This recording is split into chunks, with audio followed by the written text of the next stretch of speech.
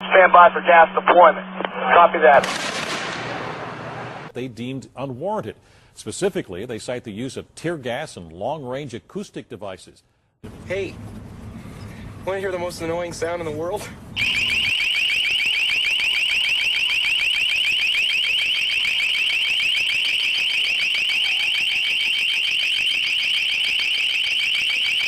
Control de manifestaciones y o municiones no letales, las cuales pueden causar el riesgo de heridas a los que permanezcan.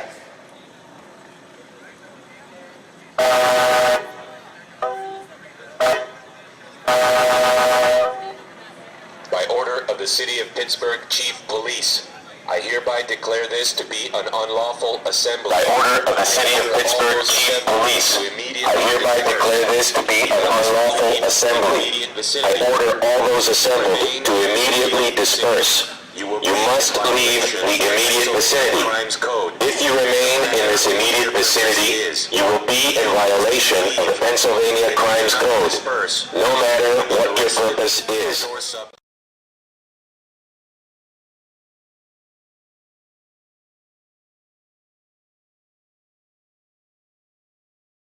I'm not criticizing Obama.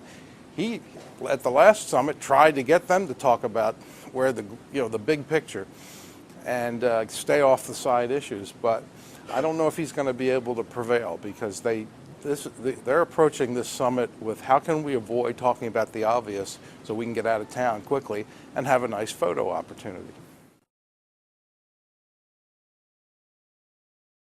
It's worldwide at CNBC.com. That's the address, worldwide at CNBC.com. Stephen, you came into the studio and you said, I love the euro. Everybody hates the euro, but I love it. Yeah. Explain. Well, I think as far as monetary events go, certainly the advent of the single currency is probably the most important and most significant, and I think also most telling in terms of where I think we're headed globally on a monetary basis over the course of the next 10 to 15 years. Clearly, one of the things that brought us into this crisis was an overexpansion of the money supply on a global basis. And I think that over the course of the next couple of decades, central banks are going to need to pay more attention to what's going on with the global money supply rather than the money supply just in their own borders.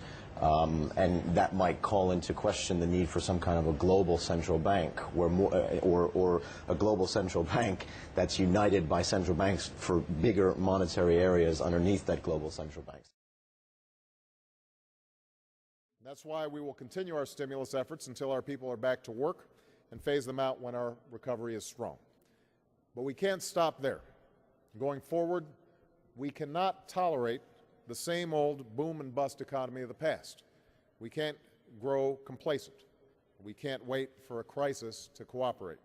That's why our new framework will allow each of us to assess the other's policies, to build consensus on reform, and to ensure that global demand supports growth for all.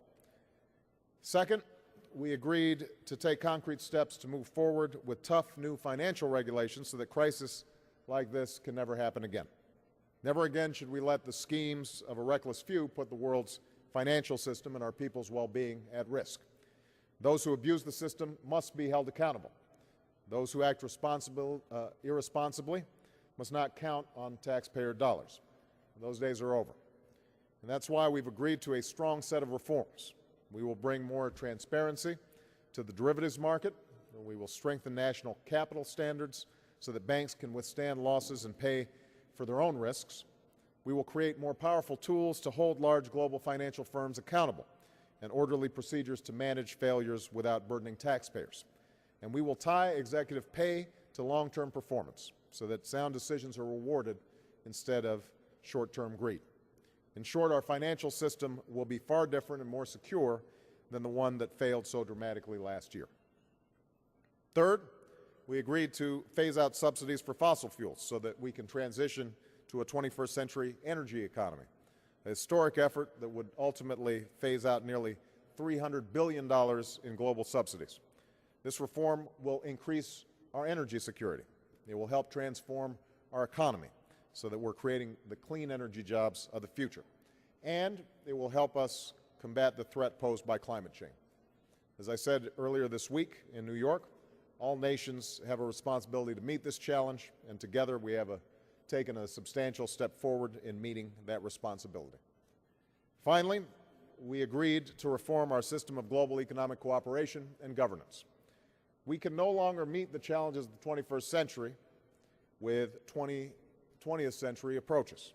We have before us the opportunity to forge for ourselves and for future generations a new world order, a world where the rule of law, not the law of the jungle, governs the conduct of nations.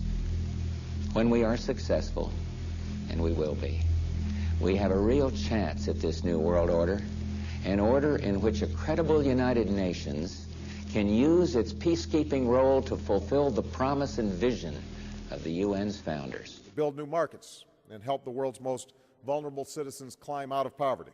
We established a new World Bank Trust Fund to support investments in food security and financing for clean and affordable energy. And to ensure that we keep our commitments, we agreed to continue to take stock of our efforts going forward. Now, we have learned time and again that in the 21st century, the nations of the world share mutual interests.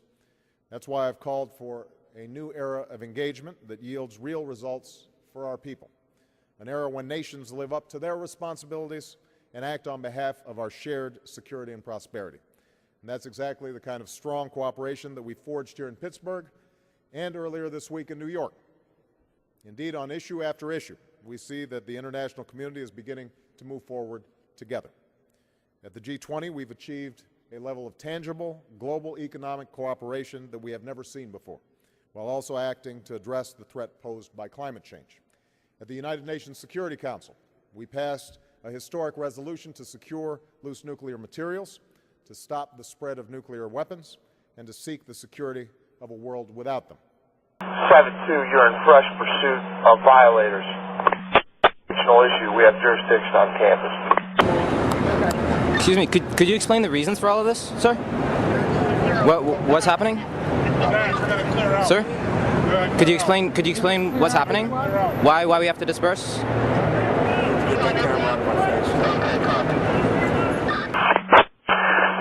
Unit 30 base, I'd like to express my professional regards to everyone tonight. They did an excellent job down here. This and all the operations for G20.